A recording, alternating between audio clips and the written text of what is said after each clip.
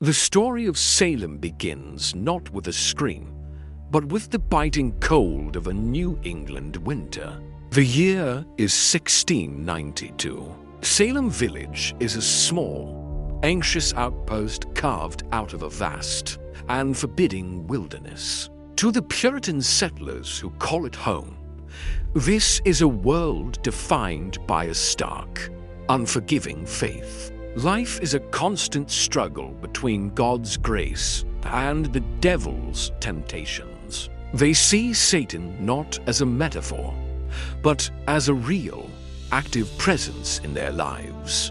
He lurks in the dark forests that surround them, whispers in the hearts of sinners, and seeks constantly to tear down their city upon a hill.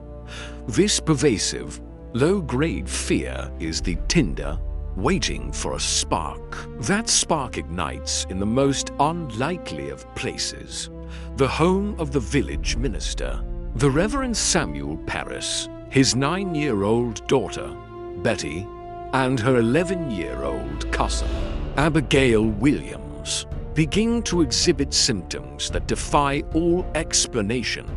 They fall into trance-like states, uttering strange, guttural sounds. They contort their bodies into impossible shapes, complaining of being pinched, pricked, and bitten by invisible forces. The fits are violent, terrifying, and utterly resistant to prayer. Panic begins to seep through the village as the girl's strange malady continues, and soon other young women in the community begin to show the same horrifying signs. A local doctor, William Griggs, is summoned. He performs his examinations, consults his medical texts, and finds himself completely baffled. There is no fever, no physical sign of any known disease. That could explain the violent convulsions and tormented screams. After exhausting all natural explanations, he delivers a diagnosis that will change the course of American history. He declares that the girls are under an evil hand. It is a terrifying conclusion, but to the Puritan mind, it is also a logical one. If the cause is not in the body, it must be in the soul. The doctor's medical failure becomes a spiritual certainty. The problem is not an illness to be cured, but an attack to be avenged. The question is no longer what is causing this suffering, but who. With the doctor's diagnosis, the supernatural had been officially invited into the crisis. The mystery of the girl's afflictions now transformed into a criminal investigation. Local magistrates John Hathorne and Jonathan Corwin were called in to preside over the initial inquiries. Their task was to find the witches responsible. They brought the afflicted girls into the packed Salem Village meeting house and, in front of the entire community, demanded that they identify their tormentors. Who is it that afflicts you? They asked again and again. Under the immense pressure of the crowd and the grim authority of the magistrates, the girls finally began to name names. Their first 3 accusations revealed a chilling and deliberate pattern. The targets were not random.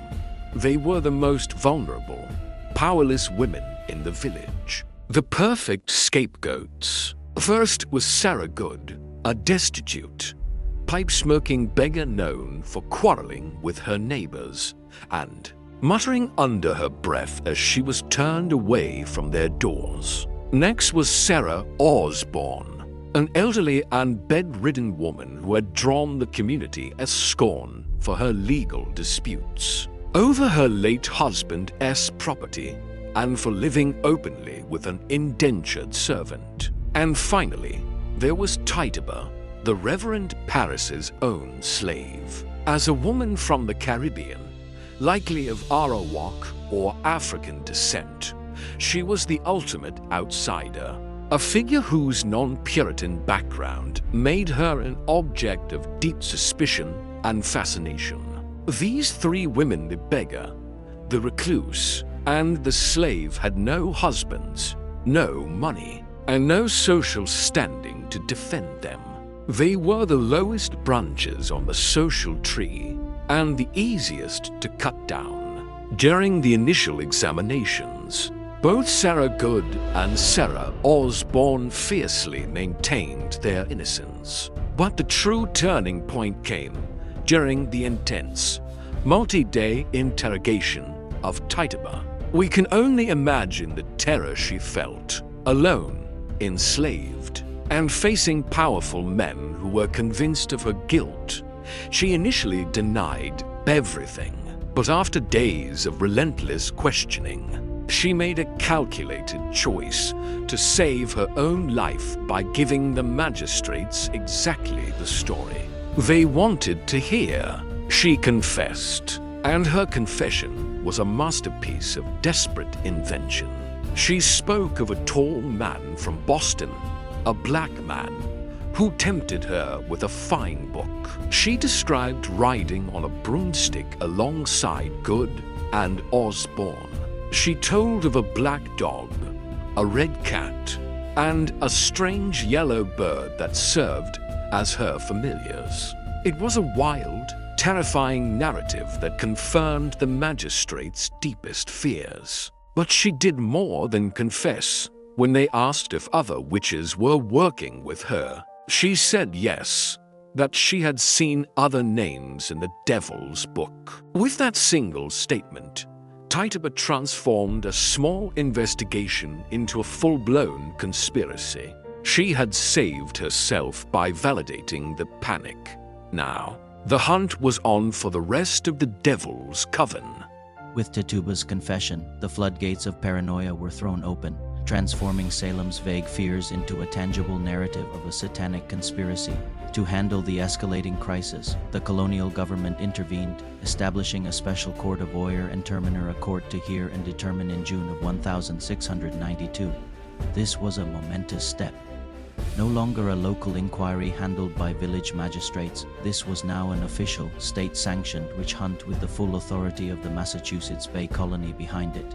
Its appointed chief magistrate, Deputy Governor William Stoughton, was a man utterly convinced of the reality of the threat. A man of harsh, unbending Puritan conviction, Stoughton was not interested in doubt, skepticism, or legal nuances.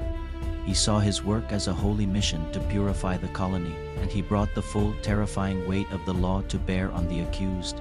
The Salem Village meeting house was transformed into a courtroom, a theater of raw, religious terror where the lines between law, faith, and mob rule blurred into nothing, and the presumption of innocence was the first casualty.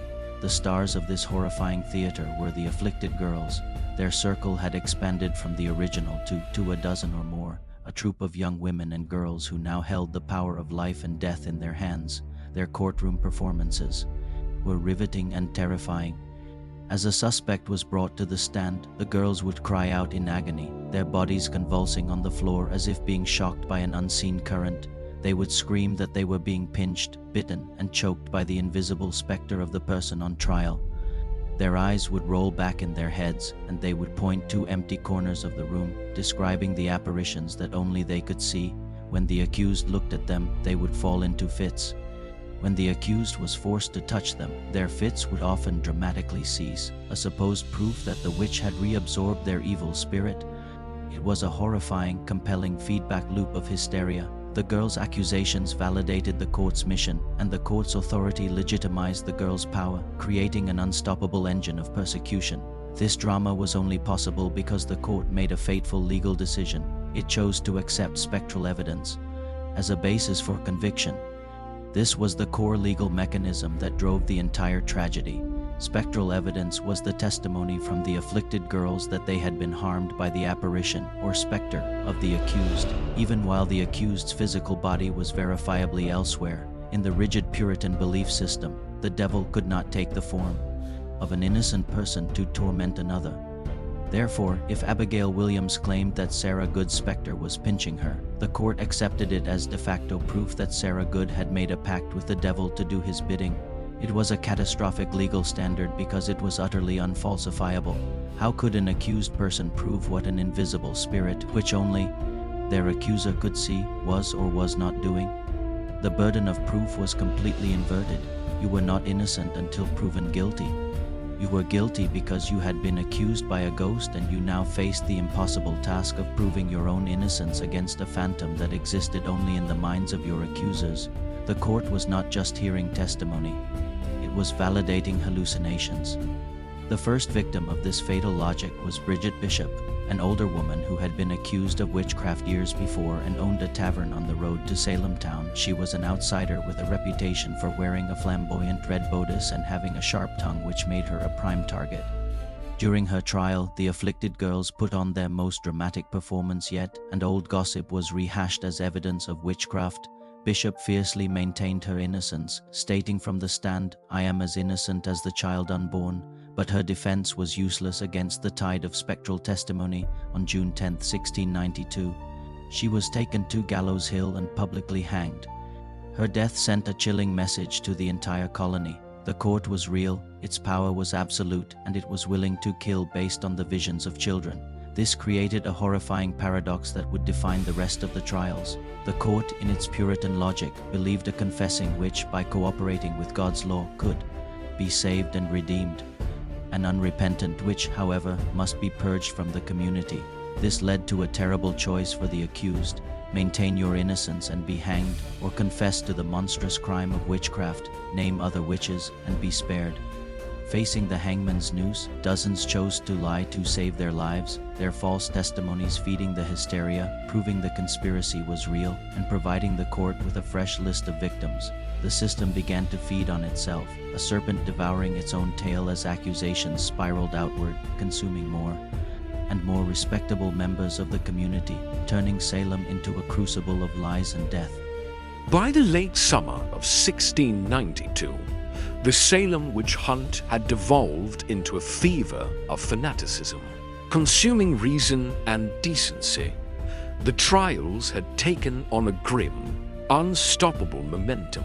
But it was in this darkest moment that the first seeds of its own destruction were sown, primarily through the sacrifice of those who chose death over a lie. The most prominent of these was John Proctor, a respected, successful farmer known for his sharp tongue and his open skepticism of the trials. He saw the proceedings for what they were: a fraud. When his own servant girl, Mary Warren, became one of the afflicted, Proctor threatened to beat the devil out of her, dismissing her fits as performance. In swift retaliation, the girls immediately turned on him.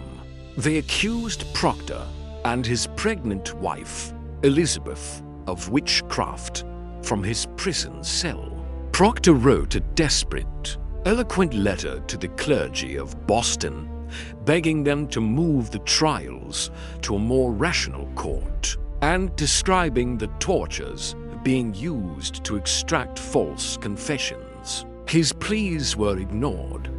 On August 19th, John Proctor went to the gallows a defiant man, his execution sending a shockwave through the community. If a man as prosperous and well-regarded as John Proctor could be hanged, then absolutely no one was safe.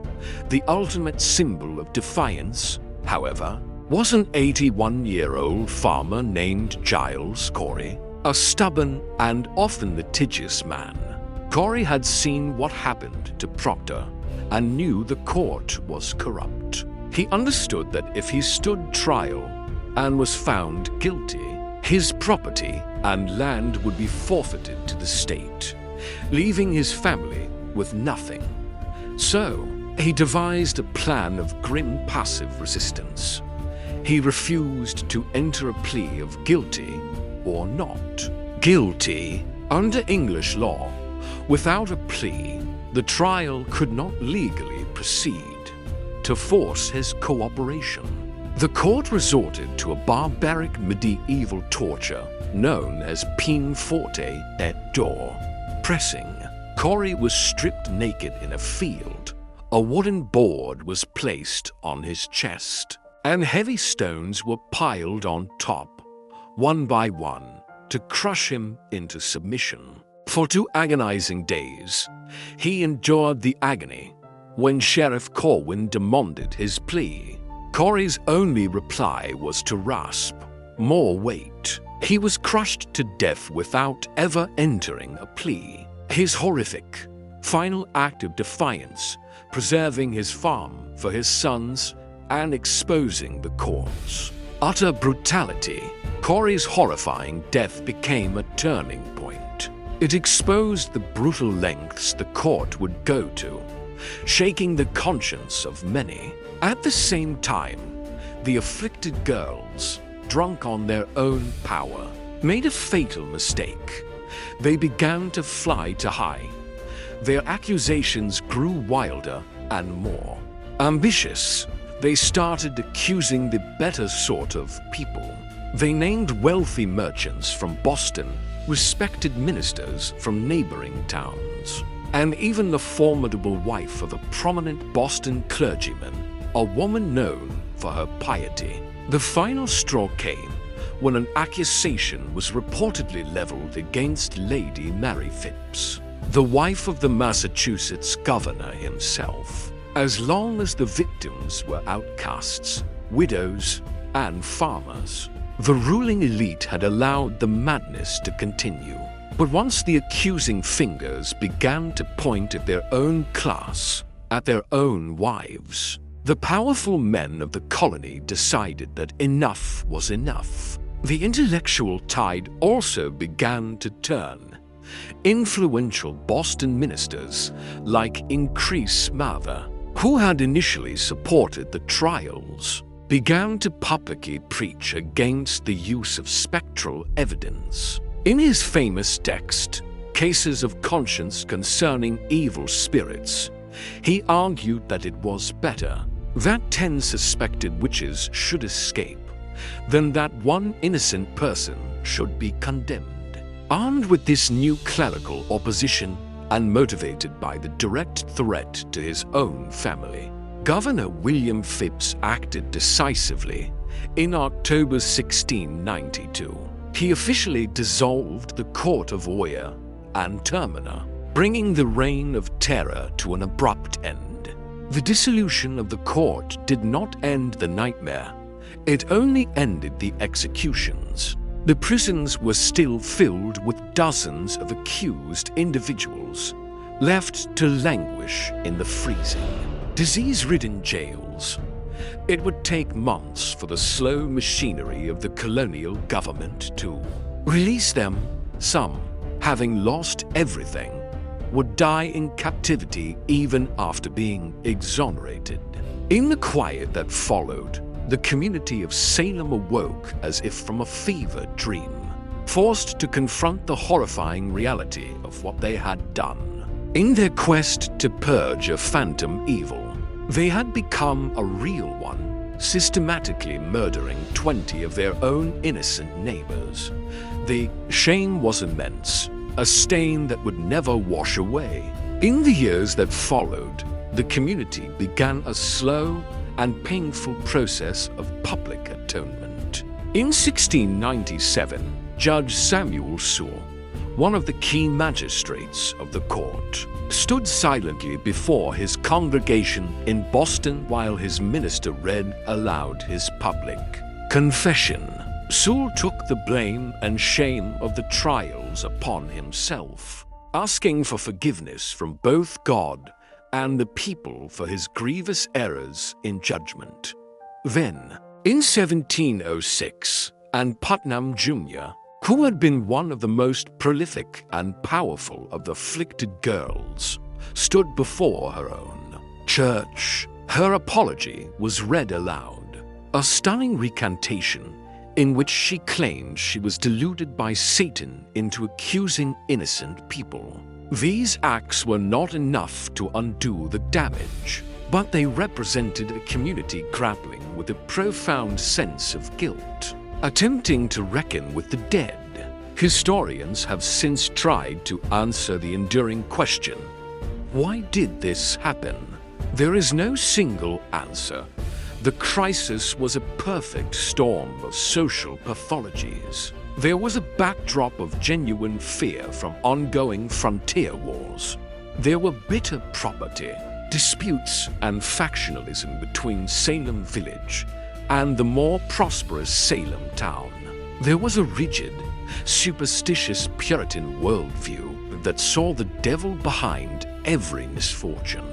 Some have theorized a biological cause, like ergot fungus on the local rye bread, which could induce spasms and hallucinations. But most agree that the true cause was psychological, a case of mass hysteria, where the anxieties of a community were channeled through a small group of young women who, for a brief, terrifying moment, were given absolute power.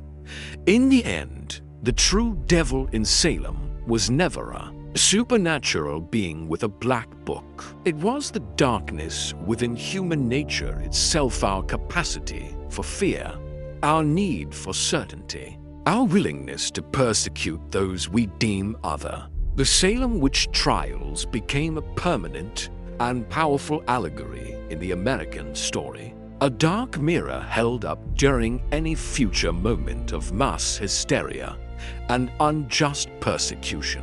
From the McCarthyism of the Cold War to the digital witch hunts of today, it stands as a chilling, eternal warning that the most dangerous phantoms are the ones we create in our own minds.